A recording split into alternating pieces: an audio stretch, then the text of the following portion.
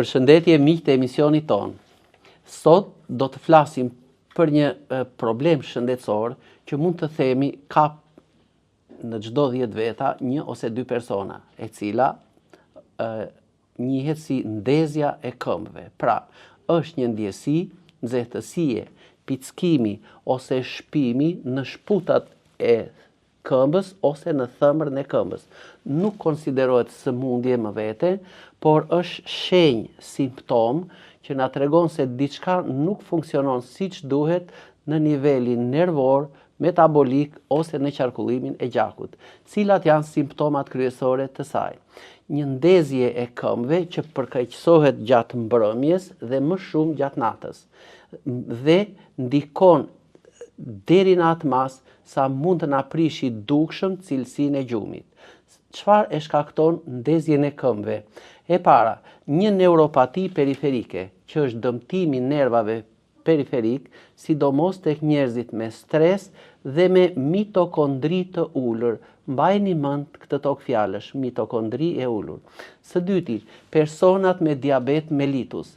Pra, diabeti i tipit të 2, i cili, si thua, është në atë fazë që pankreasi arrin të prodhojë insulin, por jo që të plotësoj plotësisht kërkesat edhe nevojat e organizmit, ose dhe shkaktarë të tjerë që e rrisin diabetin. Pra, për shkak të dëmtimit të nervave dhe mikroqarkullimit të gjakut, tek këta njerëz me glicemi të rritur, mund të na ndodhi ndezja e këmbëve. Tek personat që kanë mungesa të vitaminave B1, pasi është ndër të vetmet që më ushqen mitokondrin, B6, B12, acidin folik.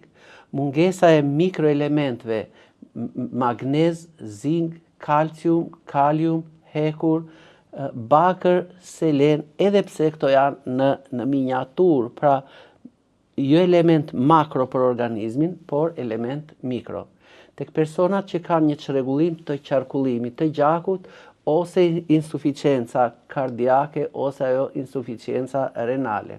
Pra, tek ato personat cilat neve po t'i shikojmë pjesët fundore të shputës së këmbës dhe pjesa e kërcirit, si themi, aty tek talusi, ndodh që ata kanë enë të qarkullimit të gjakut si varices sipërfaqësore në lëkurë, si tip merimange. Ose tek personat që në shputën e këmbës her pas here janë të lidhur ose ju shfaqet ndonjë inflamacion kronik, i lidhur si thua me obezitetin, me sindromën metabolike dhe me rezistencën e trupit ndaj insulinës. Krahas kësaj, njerëzit që mund të përdorin në mënyrë të vazhdueshme kronike alkoolin, duhanin, mund të jenë të prirur për të dëmtuar nervat periferike dhe kjo na jep ndezjen e këmbëve. Njëkohësisht ndezje këmbësh dhe kruarje mund të na shkaktojnë edhe infeksionet fungale, ato mykotike, sidomos ky Candida albicans. Çrregullimet hormonale, sidomos tiroidja, menopauza, tek femrat mund të na ndihmon në shfaqjen e sindromës së djegjes së këmbëve. Dhe kjo sindrom më shumë prek gratë, si thua, mbas moshës 50-60 vjeç, po kështu edhe burrat. Këtë sindrom na jep shumë edhe rritja e acidit malik dhe urik në përkyçe. Pra, nëse do të bëjmë për shembull ushtrime për një kohë të gjatë, acidi malik mund të më depozitohet në pjesën fundore dhe aty ai sikur fillon që të më grici, të më irritoj këto mbaresat fundore nervore në shputën e këmbës. Po kështu edhe acidi urik, ku ai mund të themi shkakton atë skuqjen, fryrjen e gishtit të madh. Studimet tregojnë se 10-20% e njerëzve e përjetojnë këtë sindrom dhe deri në 50% e njerëzve me diabet janë të prirur që kjo sëmundje, kjo simptom e neuropatisë diabetike të jetë e pranishme edhe tek këta persona. Ne folëm më lart që ka shumë shkaktarë që mund ta shkaktojnë këtë gjë dhe cilat do të ishin ekzaminimet. Le të themi një lipidogram për të parë yndyrnat, për të parë si funksionon tiroidja, për shembull TSH, FT3, FT4. Mundet të bëhet një analizë se sa mëlçia e ka prodhuar CRP-n, mund të shikohet niveli i sheqerit në gjak, pra një glicemi, një HbA1c, mund të shikohet niveli i acidit urik, azoti, kreati dhe njëkohësisht provat e heparit, në veçanti ALT, AST, bilurbina totale, direkte e indirekte. Mund të shikohen elektrolitet në gjak, pasi ne përmendëm aty lart se kush ishte efekti mikroelementëve në organizëm.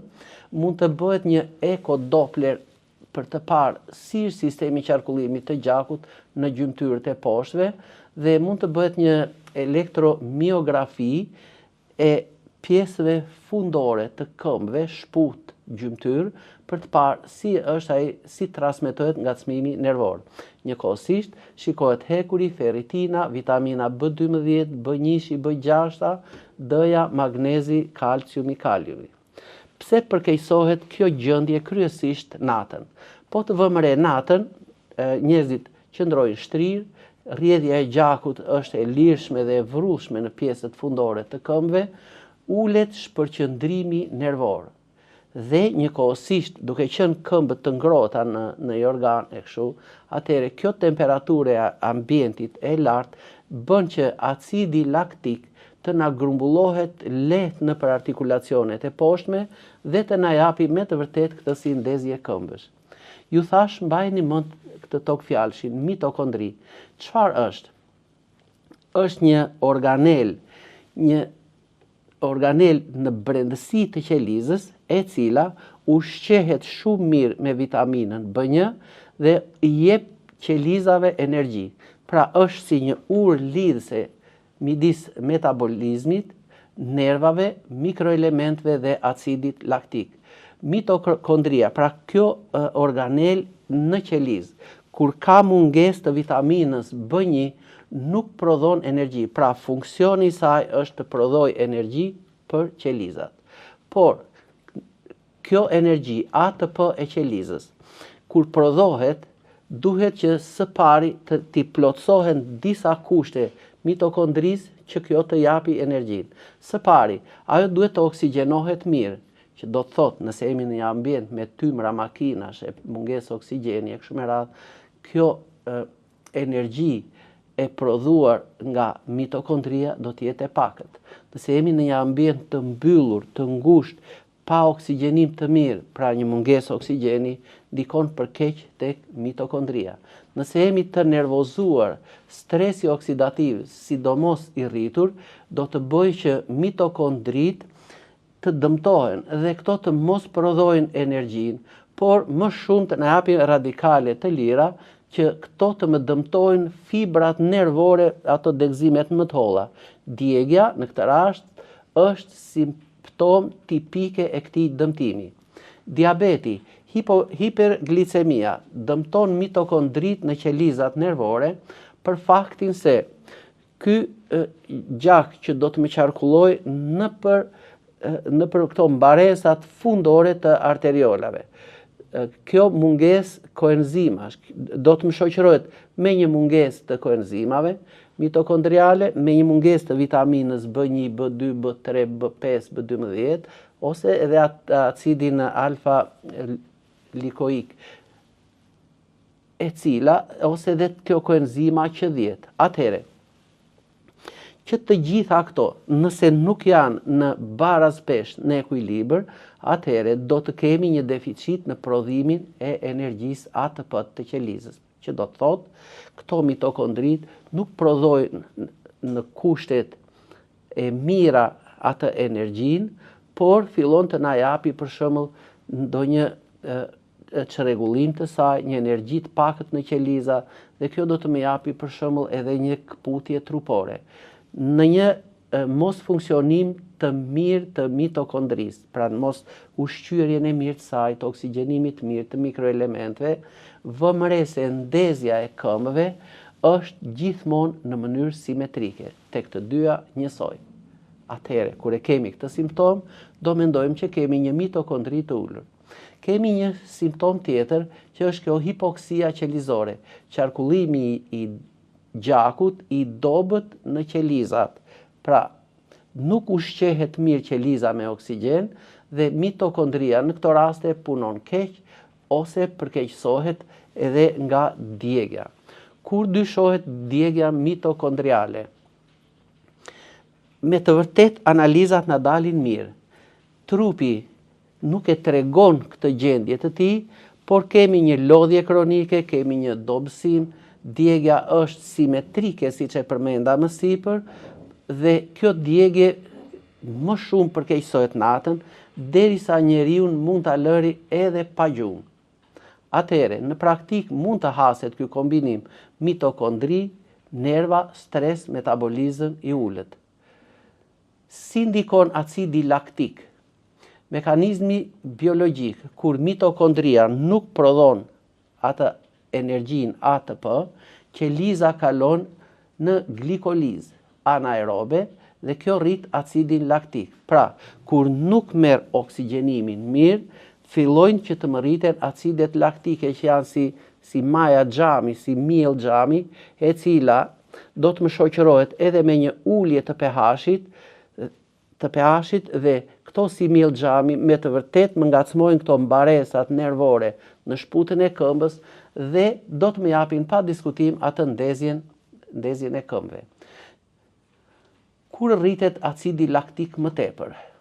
Atëherë, le ta kuptojmë kështu, sikur një njeri të bëj vrap dhe ditën tjetër ai do të ndiejë dhimbje të muskujve dhe të kyçeve në pjesën e shputës së këmbës tek gjunjët, dhe ky person duhet të nënkuptojmë që ka depozitim të acidit laktik nëpër kyçe dhe kjo jep atë si ndezje. Atëherë, kur kemi një mos funksionim normal mitokondrial, mundet të na ndodhi kjo, prodhimi i tepërt i acidit laktik. Kur kemi një hipoksi qelizore, pra një qarkullim të dobët të gjakut dhe një anemi trupore. Kur kemi një diabet ose rezistenca ndaj insulinës. Pra, si duhet ta kuptojmë këtë? Rezistencën e trupit ndaj insulinës, kur pankreasi e prodhon këtë insulinën, që në të vërtet insulinat janë qelsa që e marrin sheqerin dhe e çojnë nëpër inde. Pra, këto qelsa pankreasi i hedh në qarkullimin e gjakut, por ato nuk bëhen vepruese. Pse? Diku na është prishur balanca e organizmit tek mëlçia. Atëherë, ne duhet mendojmë që trupi ka një pengesë, po si mund ta gjejmë këtë? Për shembull, mundet që aty nga analizat laboratorike neve të shikojmë këtë hemoglobinën e glukozuar, glicemin, i shumëzojmë të dyja këto me njëra tjetrën. Kjo glicemia e mëngjesit për shembull, hemoglobina e glukozuar, shumëzojnë të dyja dhe i pjestojmë me 450. Në qoftë se hersi del më i madh se 2, atëherë do nënkuptojmë se trupi është rezistent ndaj insulinës. Atëherë merren disa produkte si çaj gjelbër, si kjo karota, mund të merret kjo murrizi, mund të përdorim këtë dandelionin ose radhiqen e kështu me radhë. Mungesa e vitaminave B, në veçanti B1-shi, na bën që mitokondria të mos prodhoj normalisht atë energjinë ATP. Kur kemi një aktivitet të rënd fizik, siç e përmenda vrapin, ose të zgjatur, dhe njëkohësisht edhe sëmundjet e mëlçisë e çoroditin funksionimin mitokondrial. Si do të ndikojë për shembull monoksidi i karbonit me mos funksionimin e mirë mitokondrial? Ky monoksidi i karbonit, CO, lidhet fort me hemoglobinën dhe në këtë rast na ul atë transportin e oksigjenit. Pra, nuk shkon oksigjen, po shkon monoksid karboni, jo O2, po CO, i cili toksifikon organizmin dhe krijon një mundësi që në këtë metabolizëm anaerob, pra në mungesë të oksigjenit, të rritet acidi laktik. Po të njëjtën gjë e bën edhe dioksidi i azotit, pra monoksidi i karbonit, dioksidi i azotit, ose dhe smogu, janë si thua ato tymra, gazra që ndodhen në ambiente, sidomos në zonat industriale. Edhe kjo rrit stresin oksidativ, dëmton endotelin e enëve të gjakut dhe pra ajo e monoksidit karbonit paksonte sasinë e oksigjenit në gjak. Ndërsa teprica e gazit karbonik dëmton, si thuash, atë endotelin e enëve të gjakut, përkeqësohet qarkullimi i gjakut në këto pjesët fundore të tyre dhe ky përkeqësim do të më çojë në mos funksionimin e mirë nervor. Teprica e dioksidit të sqafurit, SO2-shit, edhe kjo që gjendet kryesisht te këto tymrat e makinës e kështu me radhë, mund të krijojë një vazokonstruksion i cili pengon, si thuash, ushqimin me oksigjen në pjesët periferike të organizmit. Pra, që të gjitha këto që mund të na krijojnë atë ose na formojnë atë ajrin e ndotur, që të gjitha këto na ndihmojnë që inflamacioni sistemik të rritet në organizëm, që dëmtimi afatgjat i mitokondrive të jetë i vazhdueshëm dhe kjo të na çojë në përkeqësim të neuropative ose të ndezjes së këmbëve.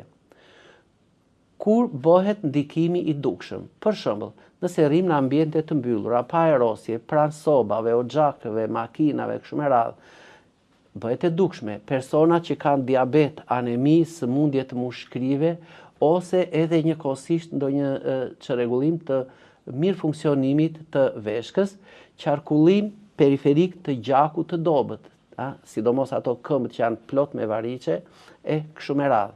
Tjetër, mund të themi që këto shenja shoqëruese mundet që të na shoqërohen jo vetëm më me dhimbje dhe ndezje të këmbëve, por do të më japin edhe një dhimbje të kokës. Pse? Sepse kemi një qarkullim të gjakut i cili nuk është i pasuruar me oksigjen, por me toksina. Atëherë, dhimbja e kokës mund të shoqërohet mandej edhe me marrëmendje dhe kjo pastaj na jep një lodhje. Pse? Sepse prishet, si thuash, lidhja ose mirë funksionimi midis sistemit nervor qendror dhe sistemit të tretjeve.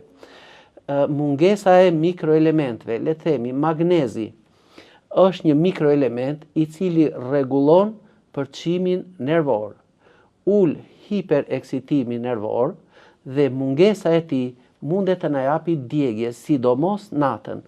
Magnezi mund të na japi edhe atë tendencën nganjëherë të ngërçeve muskulore.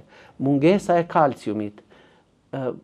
Kalciumi merr pjesë në transportimin nervor. Çrregullimi i mungesa e tij do të më japi një çrregullim dhe një ndjesi të djegjes. Kalciumi i ulët do të më japi një ndjeshmëri të ulët nervore. Kaliumi i ulët kaliumi rregullon këtë, është si një potencial elektrik në qelizë, kaliumi. Prishja e balancës do të më japi këtë parestezin, do të më japi një si djegje, një dobësi muskulare. Pra kalium, megjithëse kaliumin mund ta gjejmë tek këto, tek kumbullat, tek boronicat, tek kivi e kështu me radhë, po na mungoj kjo në organizëm, megjithëse nuk është një element makro, po kaliumi dhe natriumi janë shumë të rëndësishme edhe për qarkullimin e gjakut, do të kemi këtë djegjen dhe dobësinë muskulare. Mungesa e hekurit. Një hekur i ulur do të mendojmë një oksigjen i pakët në qelizë, pasi hekuri e transporton oksigjenin për në qelizë. Mungesa do të na japi sigurisht një hipoksi nervore, një rritje të acidit laktik, dhe ky mandej do të na japi atë ndezjen e këmbëve, pasi ne përmendëm më lart, prishet ajo balanca dhe ai pH-i. Mungesa e zinkut. Si thuash, zinku është një rregullator nervor në sistemin nervor, por edhe në tërë organizmin. Mungesa e tij do të më japi një ndjeshmëri dhe djegje në mbaresat fundore të shputës së këmbës.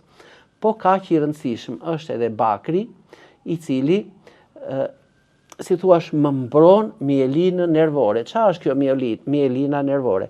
Është si thuash një, sikur të bëj trash fare, një krahasim shumë vulgar, le të themi, ato fijet e bakrit që janë të mbështjellura me atë një mbulesë si plasmas, e cila ndan, si thuash, fijet nga njëra tjetra që ato të mos bien në mas dhe të shkaktojnë djegjen. Atëhere, bakri për mielinën është, me gjithë se është element mikro në organizëm, është shumë i rëndësishëm. Mungesa e tij do të na shkaktoj pa diskutim një neuropati. Po kaq i rëndësishëm është edhe seleni, një antioksidant mitokondrial. Pra nuk i lën mitokondrit këto organelet e vogla që të degradojnë, që të shkatërohen. Nëse do të mungojë seleni, do të kemi pa diskutim një stres oksidativ në organizëm dhe një djegje neuropatike.